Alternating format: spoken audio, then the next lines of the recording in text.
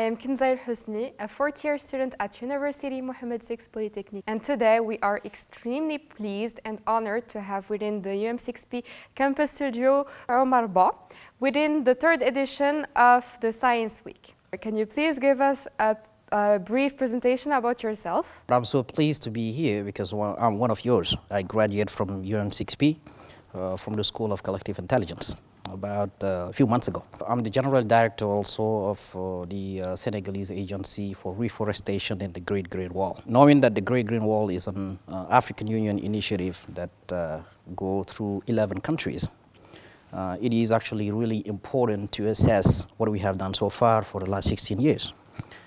When you look at the Great Green Wall as just a line of trees, it's something really different because it's not what it is. It is an ecosystem, a resilient ecosystem that we need to build around communities and with all of the aspects. When you look at it, it's become more complicated because then you need a whole set of things that you have to build together because the Great Green Wall is running through countries where it's barely rain. It's about 2 months a year.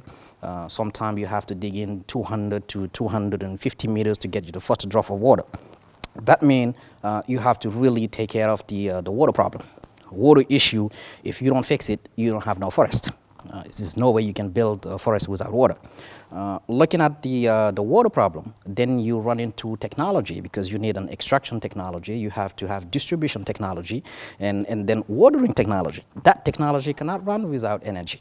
So you running into the energy issue, but also at the same time, this area is a herders and farmers area. You have a lot of conflict going on.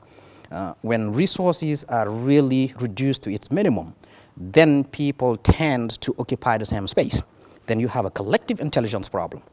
And that's only can be fixed with a whole set of concept, knowing why people are acting like this and knowing what is the cause of the problem and how to really solve it as a community. So it's all about collective intelligence at the beginning. Then you have you come to another level of complexity. It's because the Green Wall has been around since 2006.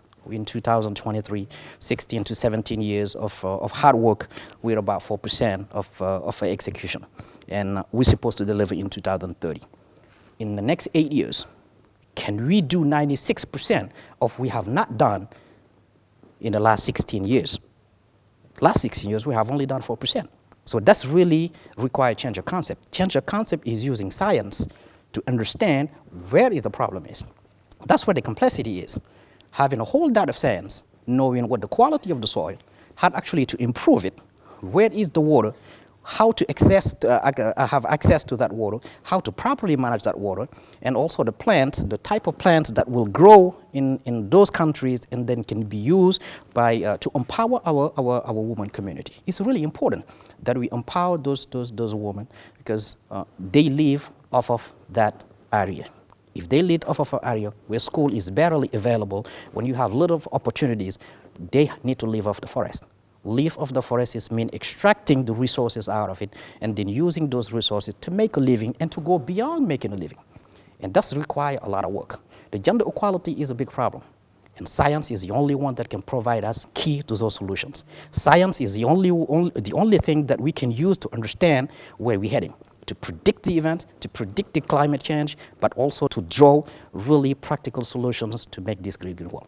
I'm so happy that this year we talk about complexity because the complexity of science is the one that simplifies the complexity of the making of the Great Green Wall. That's the challenge. Well, exactly. I was just about to ask you, how does your work and research relate to this year's theme of the Science Week, which is complexity? It's really important that question is really important because the first key to unlock the solution, the first one to unlock the solution is understanding the complexity of the Great Green Wall. As long as you look at it as a map of trees that you have to plant along the line, you have it all wrong. And you keep doing the wrong things and people keep cutting the trees over and over because we did not take care of the need of the people at first. The people are the first danger to environment. Is us. So we need to take care of our own needs before we go out there and reforest, because we cut the trees because we want to make wood fire, to make energy. We cut the trees because we want to build houses. We cut the trees because we want to make fences, and that's really important that we understand why. And that's collective intelligence. The way we change the behavior of a people from going out there and destroying the forest to be in a friendly environment community is the big challenge of collective intelligence. You got to talk to people, but you have to first understand them. So that's required challenge. That's required data. That's required processing. That's required communication. And that's required a whole set of technology to make people to understand that we are destroying our own environment. We are destroying our own world, and we are making climate change even worse. And that's why it is important. It is important to be able to predict the rain, how much water is coming out. It is important to predict the production, the yield production every single year, because we have communities to feed, we have families to feed. So we cannot just rely on a possible or not possible rain. We cannot. We cannot just rely of waiting for it to rain. No, we have to create a whole set of technology that will solve our problem. And that is science. And science is the key. Well, I will now ask you to explain in simple terms the relationship that's between the complexity and the building of the Great Green Wall, and also its relationship that it has with the collective intelligence. Well, the relationship between the complexity of science and the complexity of the making of the Great Green Wall is really simple to understand. The more you get into collective intelligence, because this is artificial intelligence and collective intelligence.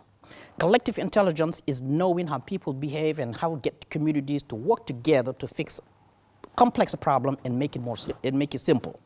Simple for someone who have never been to school to understand. Simple for someone who never been able to go to school, if they understand it, how to implement a solution. And that's where artificial intelligence comes in, because it helps people who have no access to universities and to a certain specific knowledge in be able to simplify and understand it. You can be a farmer somewhere in Tessekere, which is about 400 miles away from Dakar in Senegal, and be able to use the knowledge of a researcher at the UM6P University in Benghazi. That's where the complexity comes in, but that's where the simplicity comes in. Because complexity is nothing more than a whole set of simple things that are all together. The fact that we understand the complexity of the green wall make it more simple. The fact that we understand the complexity of science make it more simple. It's all about bringing complexity to simplicity. So everyone can build a model, and so if we build those models, we can replicate those models. That's what the key solution is. Is about simplifying the complexity of science, simplifying the complexity of the making of the green wall, and making a fit solution, a simple solution for someone who has never been to school to understand, implement. Because the fact that is, science is for everyone. As long as science is only understandable by people who went to universities and have certain type of degrees, it's worth nothing. Because the people who use it on the ground need to understand how it works. Simplifying the science is the key to its own complexity. I don't know if you understand where I'm heading. It's about bringing, it's like mathematics. If you have a conversation between two PhDs in mathematics, what they're talking is like they talking another language. But if they simplify it to a simple tool that someone can understand and use it in their own life, that's the simplicity of the complexity. And that's really important. And that's where we're connecting the dots. The objective is bringing the complexity of science to simple solution people can use and understand to actually fight against the climate change. Last but not least, I will ask you, which impact do you think the Science Week has on these young researchers that you have talked about and on the scientific community in general? Well, you know, at this time, we with the foundations, OCP Foundation, the Great Green Wall of Senegal has signed a contract, research contract. We also, I believe that tomorrow or the day after, we'll be signing a contract with UM6P. It's a research contract that is about 30 million dirham that will be funding research at the Green Wall. because research and development funding is really important. You have to have a map in order for you to make sure you're going to get to the destination you want. Otherwise, it's like driving a car without direction. You may run out of the gas and end up with nowhere, in the middle of nowhere, but you're not sure where you're going to end up. We will be signing that contract is to help us to fund some research.